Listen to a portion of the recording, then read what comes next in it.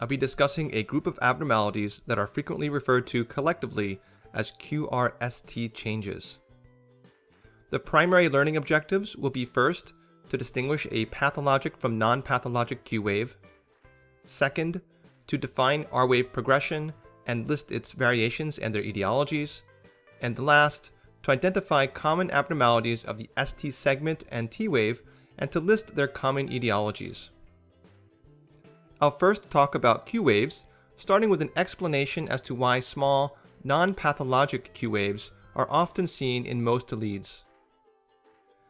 They are due to a left-to-right depolarization of the septum and thus are often referred to as septal Q waves. We can illustrate these septal Q waves with a schematic of an axial cross-section of the heart and examination of leads V1 and V6. As you may know from prior videos in this series, the left-to-right depolarization of the septum is the first event in ventricular depolarization. Since this vector is directed towards V1 and away from V6, the initial deflection in the QRS complex in those leads is positive and negative respectively. But then, since the bulk of the myocardial mass is in the left ventricle, the majority of the subsequent depolarization vector is negative in V1 and positive in V6. Therefore, V1 should have a small R wave followed by a deep S wave, and V6 should have a small Q wave followed by a tall R wave. As you can see, V6 often has a small S wave as well, the origin of which is irrelevant for routine EKG interpretation and is beyond the scope of this video. If this is where a physiologic or septal Q wave comes from, what is a pathologic Q wave? The presence of a pathologic Q wave is indicated by any of the following: a duration of 30 or more milliseconds, a presence in leads V1, V2, or V3. Now, I've seen some resources state that a Q wave in V1 can be normal, but the most authoritative sources state otherwise. The reason for the conflicting statements may be a conflation of the idea of a pathologic Q wave and a Q wave indicative of infarction. In other words, an isolated Q wave in V1 does not necessarily suggest a prior infarct, but it nevertheless likely indicates some type of alternative pathology, the possibilities of which I'll list in a minute.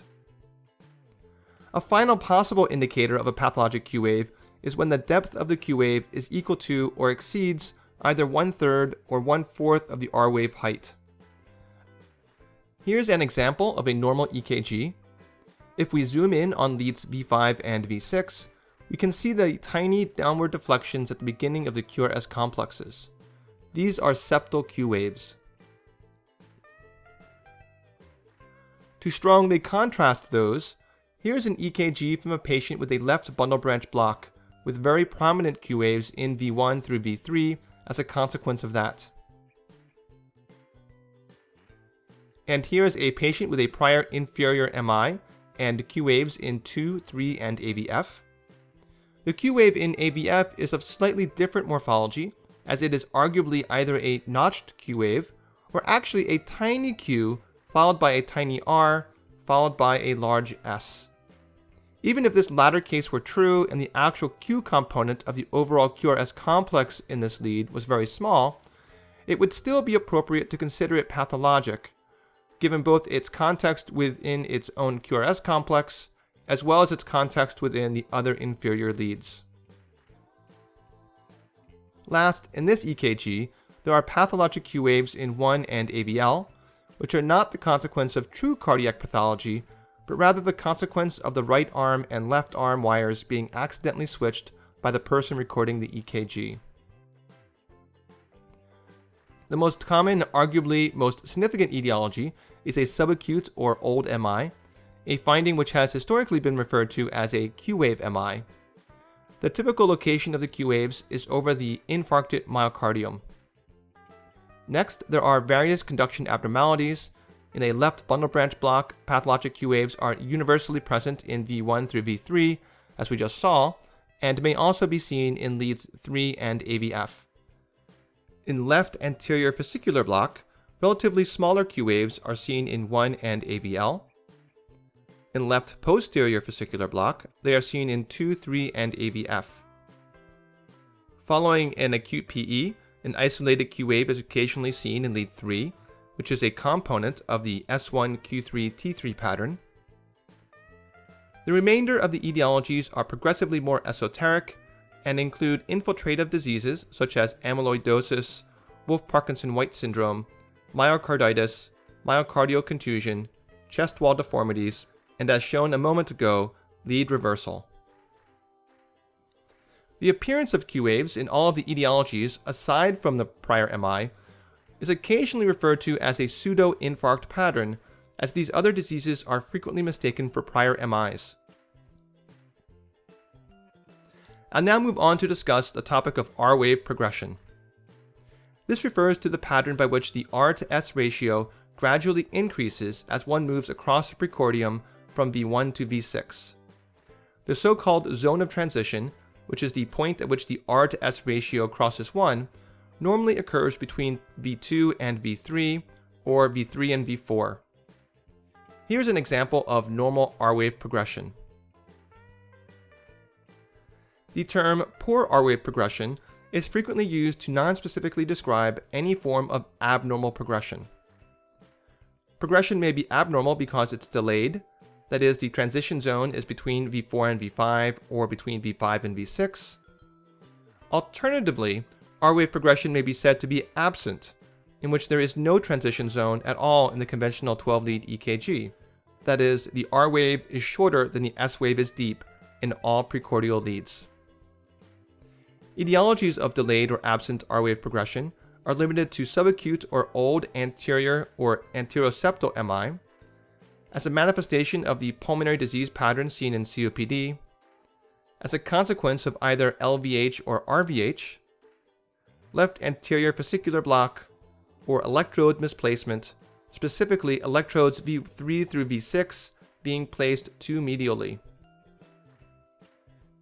Another form of abnormal R-wave progression is called reverse progression, in which the maximal R to S ratio occurs in either V1 or V2.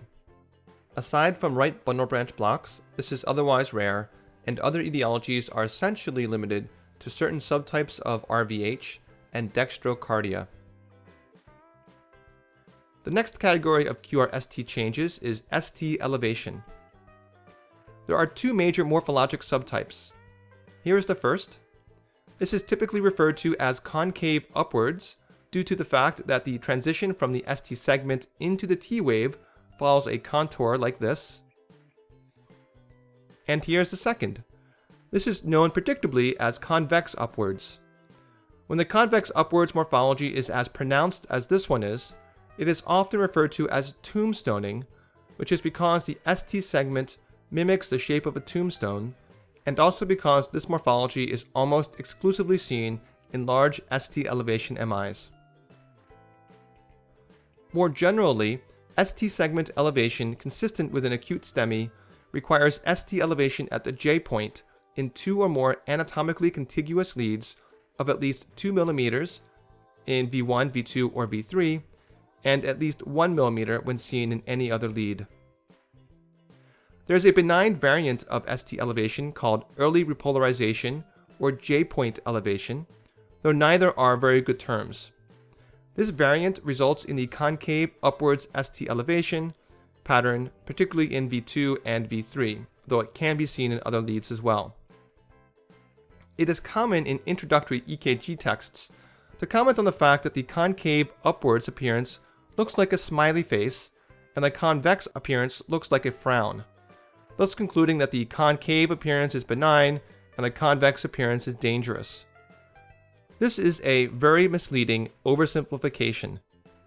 While it is true that the convex, so-called frowny face morphology is almost always indicative of a large acute MI, the concave upwards morphology is not necessarily benign.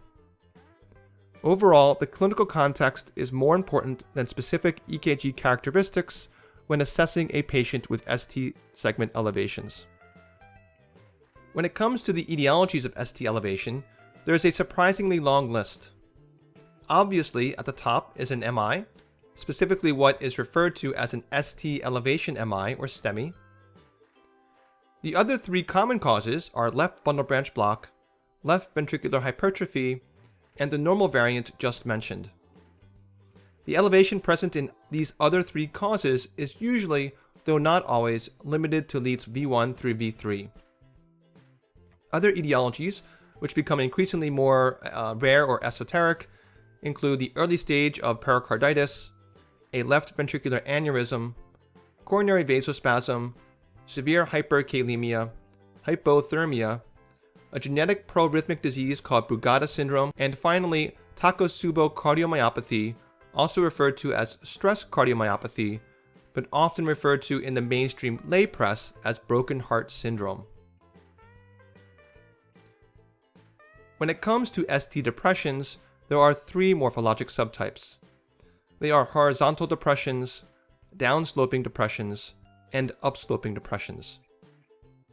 Etiologies of ST depression include ischemia and infarction, tachycardia, digoxin, hypokalaemia, conduction system disease, and ventricular hypertrophy, in which the combination of downsloping depressions and T-wave inversions comprise the so-called strain pattern. Etiologies of ST depressions can be categorized into primary repolarization abnormalities and secondary repolarization abnormalities. In secondary repolarization abnormalities, the ST segments are depressed due to the fact that the sequence of ventricular depolarization is abnormal. In other words, anytime the QRS complex is severely abnormal, both the subsequent ST segment and the T wave in that same lead will likely be abnormal too. In primary repolarization abnormalities, as the term implies, the primary defect is in the process of repolarization itself, and the preceding QRS complex may or may not be totally normal.